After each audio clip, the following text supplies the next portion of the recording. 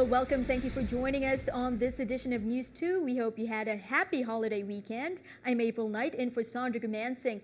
Topping our newscast, despite location challenges, the Crucian Christmas Carnival Village was opened over the weekend. Stephanie Brown has highlights. The Crucian Christmas Carnival Village opening ceremonies took place on Saturday, December 26. The Virgin Islands Governor, Kenneth E. Mapp, Carnival committee members, as well as the Carnival Queen and her court, all welcomed the community to the festivities at the village this season. I recognize that the festival committee and Mr. Charlemagne need our help and our support.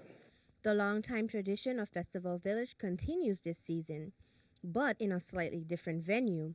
While the Paul E. Joseph Stadium in Frederiksted, St. Croix, which serves as the home of Crucian Christmas Carnival Village, is being renovated, the village moved its vendors and concert stage to the parking lot adjacent to the ballpark. Although the venue change may be of some concern to some, more pressing issues such as safety this carnival season has come into question. Police Commissioner Delroy Richards Sr. spoke at the opening ceremony about safety at the village as well as the upcoming Juve. The Juve, I know everybody's looking forward to Juve, and we want to make sure that Juve on St. Croix is a success. And I'm asking you to have fun. Be very careful, but have fun and enjoy the rest of the festival season crime-free. Patronize the village. As the night continued, spectators enjoyed entertainment by five-time Road March winners Fusion Band and 1999, 2000 and 2001 Road March winners Vaio International. Reporting for TV2 News, I'm Stephanie Brown. During the opening ceremony, Governor Mapp urged everyone to volunteer and assist the Carnival Committee with the planning and execution of the Crucian Christmas Carnival Village next year. Well, history could be made tomorrow, Tuesday, as the 31st Legislature is scheduled to convene on St. Thomas to act on the operating agreement between ArcLight Capital Partners through Lime Tree Bay Holdings and the Virgin Islands government. The Senate spent 2 session days last week reviewing the deal, listening to testimony, and discussing the pros and cons of the agreement. One major concern is the slim number of jobs guaranteed by ArcLight. Only 80 jobs, 80% of which will go to Virgin Islanders. Some senators say that's not enough, although Lime Tree Bay executives say that that number could go up with a planned $6 million asphalt facility. Governor Mapp said the government stands to gain $800 million in total out of the ArcLight deal. Again, that session is tomorrow, Tuesday, at the Capitol building on St. Thomas. In police reports on Sunday, December 27th, around 10 in the morning, 911 received a report of gunfire having been discharged in the state Concordia in the vicinity of the Queen Louise Home for Children. Moments later, a second report of a man having been struck by gunfire. Responding officers discovered the victim, identified as 25-year-old Akeem Batiste of Concordia, lying motionless in the bushes, having sustained several gunshot wounds. EMS found no signs of life. The suspect in the incident, 47-year-old Bruno Montude of Concordia, was arrested and charged with second-degree murder. Montude was unable to post the $200,000 bail and was remanded to the Bureau of Corrections pending his advice of rights hearing. Meanwhile, at roughly 6:52 p.m. on Wednesday, December 23rd, officers responded to a vehicular fatality on the Melvin Evans Highway in the vicinity of Williams Delight. The victim appeared to have sustained multiple injuries, including a contusion to the left knee and a contusion to the left side of his head, after having been struck by a vehicle traveling westbound on Williams Delight. At around 10 that night, the victim succumbed to his injuries at the Juan Louis Hospital and was pronounced dead. He was later identified as Juan Matias, 50, of Williams Delight. Police are still investigating. Also on Friday, the 25th, the body of a Caucasian male was found unresponsive in Sapphire House. Police officers responded to a call of a death on arrival. Investigations revealed that the unresponsive male was discovered by the next-door neighbor hanging from a tree by a blanket in the courtyard of the residence. The body was removed by the neighbor who discovered the victim before the police arrived at the scene. The name of the victim is being withheld until identification has been made and next of kin is notified. Meanwhile, the Virgin Islands government has not been complying with a portion of the VI code that requires the government to purchase a group insurance policy to cover residents bringing in malpractice suits. This and delinquencies in reports add to a systemic dysfunction that has resulted in prolonged and repeated obstacles for residents in the territory seeking justice under the law. News2's Monica Jonigan has more. The VI code is clear on the government's obligations regarding malpractice insurance. So the malpractice law has not been followed totally by the government. We spoke to attorney Russell Pate, president of the Virgin Islands Bar Association, about the state of malpractice adjudication in the territory. He says while this is not the only problem with the malpractice claims process in the territory, a group of stakeholders is already at work to find a solution. Particularly, there's a medical expert fund that allows, before a lawsuit is even filed, it allows for the attorney for the allegedly injured person to file it with a committee. Now, that committee would have the funds to be able to hire a doctor to evaluate the case, to independently evaluate it. And that's in the public and the doctor's interest to look for meritorious cases and be able to settle those cases before a lawsuit's even filed. Now, for the collective experience of attorneys, we do not believe that's ever happened. The law also says the Commissioner of Finance is required to submit quarterly reports to the governor and legislature listing all receipts and expenditures pertaining to the fund. The law went into effect in 1975, meaning hundreds of reports should be on file with the legislature. The Department of Health spokesperson told the Daily News the agency has paid over $2 million in malpractice settlements to date. But the departmental documentation detailing the source and nature of those payments were not provided. So the Bar Association's committee is a group of expert attorneys and doctors, all stakeholders from medical and legal profession. And I mean, these are people that are doing this for free to try to make the Virgin Islands a better place and to take their time out to fix something that, that could be run more efficiently and to present those recommendations to the executive branch and legislative branch to really put the focus on the public and making a better medical care and medical community and helping those people that use the hospitals and use doctors. Monica Jonigan, News 2. In other news, a fire on St. John on Christmas morning at 2:26 a.m. Both units from Zulu Company responded to a structural fire at 7-7 Inahide. The one-story residential structure was fully engulfed in flames. Fire personnel surrounded the building and protected the structures next to it as they battled the blaze and eventually extinguished the fire after 30 minutes. This fire is under investigation by the St. Thomas St. John Arson and Preventive Investigative Unit. Turning our attention stateside, deadly holiday weather in the mainland. A massive storm system stretching from New Mexico to Illinois killed 24 people over the weekend. In the aftermath, Andrew Spencer reports that people are trying to clean up and hold themselves together. Yeah. Only when lightning flashed in the darkness could people see a tornado in the distance. You can see the damage easily now after one of the tornadoes hit Copeville, Texas, ripping this house into the air. It was pretty traumatic. We just came out to assess our own damages, and he's over there yelling for help. We realized that he was running across the road with his baby. Deborah Lee King's neighbor begged her to take his newborn child to the hospital. She did, while her husband, Glenn, helped try to get the man's wife out of what was left of their home. But she was pinned in there between a wall and the door.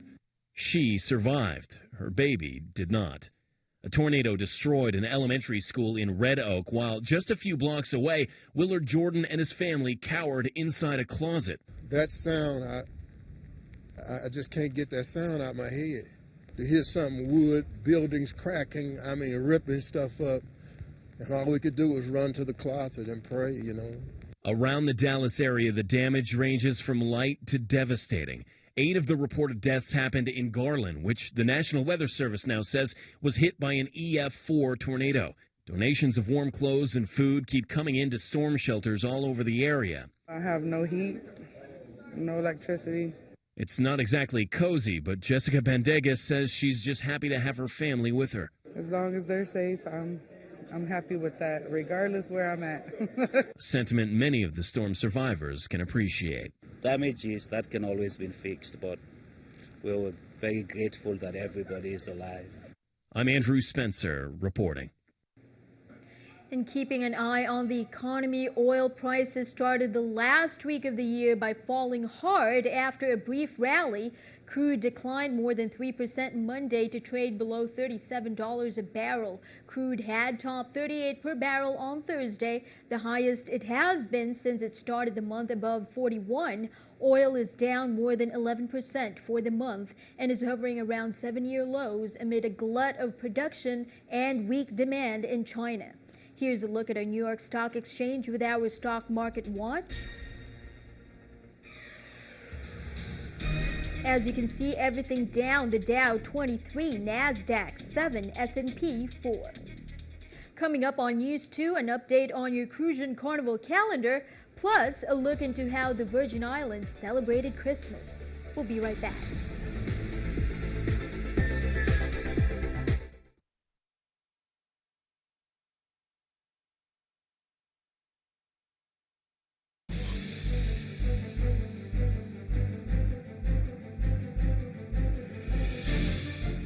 Welcome back. Vice President Joe Biden and his wife, Dr. Jill Biden, will be ringing in 2016 in tropical style. On Saturday, the White House announced that the couple was heading to the Virgin Islands for a holiday vacation. The vice president and his family touched down at the Henry Rolson Airport on St. Croix Sunday afternoon. They spent Christmas in Wilmington, Delaware, where they have been since December 18th.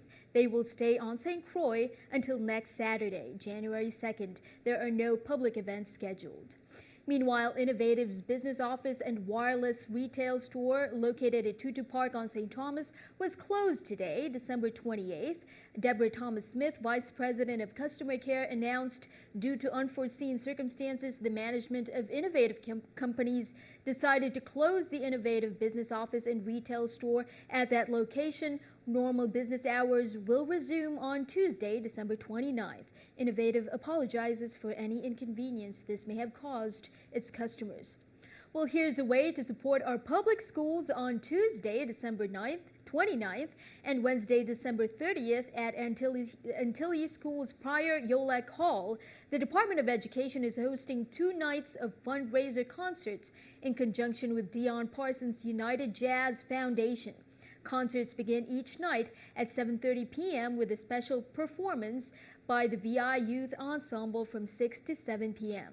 Proceeds will benefit public schools, music education in the territory. Again, that's Tuesday, December 29th and Wednesday, December 30th at Prior Yolek Hall.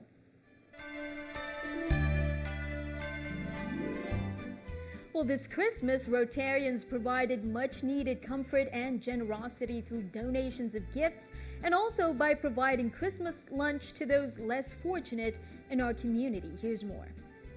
I'm Janelle Bryan, president of the Rotary Club of St. Croix West, and today on Christmas Day, we're providing meals for the residents of Frederiksted.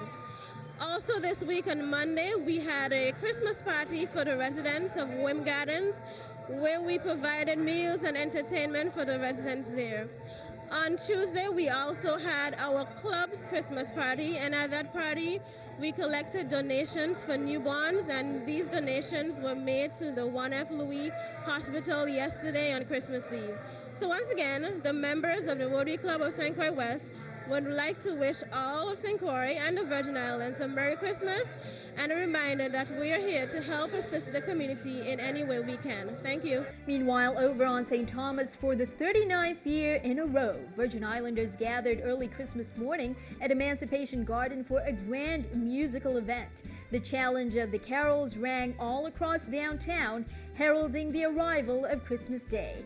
After a night of caroling round the island, choirs joined to show off their volume and vitality in a sunrise Christmas morning show of sound. The carolers arrived at Emancipation Garden dressed in bright costumes and with a repertoire of music that's become part of the fabric of holiday life in the Virgin Islands. Just a reminder, Governor Mapp has granted administrative leave for the government's St. Croix district offices on December 30th for the carnival festivities. That means government offices on that day will be closed. Another half day for New Year's Eve. All government offices on both districts will be closed January 6th as well for Three Kings Day. Now that the Frederiksted Village is open, here are some more major carnival events to look forward to. The Soca Monarch competition is happening Tuesday, December 29th at 8 p.m. at the Carnival Village. The following day, Wednesday, December 30th, head out to the streets for Juve, and that starts at Hannes Rest at 5:30 a.m. bright and early. At noon that same day, the Food, Arts and Crafts Fair will begin around the Eliza McBean Clock Tower in Frederiksted.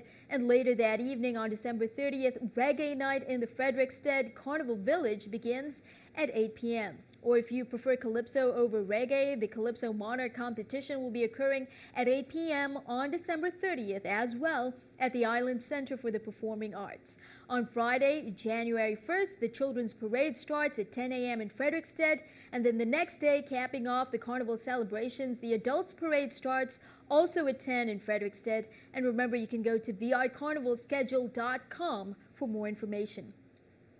Also, take note, there will be no newscast on New Year's Eve, Thursday, December 31st, and on New Year's Day, January 1st, but watch out for TV2's live coverage of the parades. If you can't make it out on Friday for the Children's Parade, we can help keep you up with the action live right here on TV2.